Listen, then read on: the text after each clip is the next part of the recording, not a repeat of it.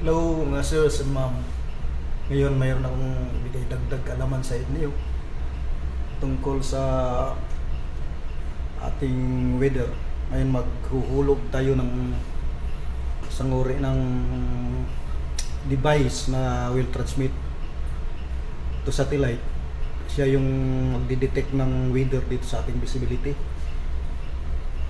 Right?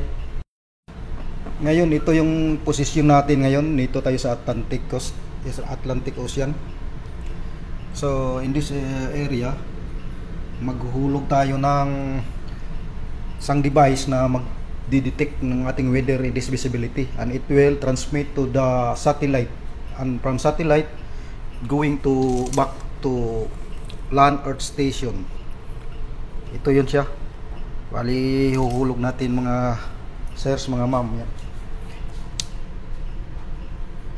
Yan yun. Ito yung magdidetect ng weather.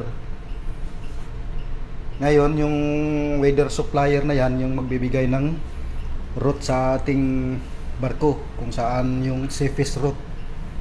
Yan, dadaanan natin.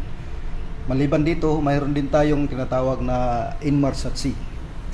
Ito naman ang Inmarsat C, Enhanced Group Septical. Ito yung magre-receive ng weather forecast dito. Saka dito nagpiprint siya dito. Example yan. Bibigay siya ng weather forecast for the safety of the vessel. So ngayon, after arrive natin dito sa posisyon na ito, ay ating ihulog itong device yan.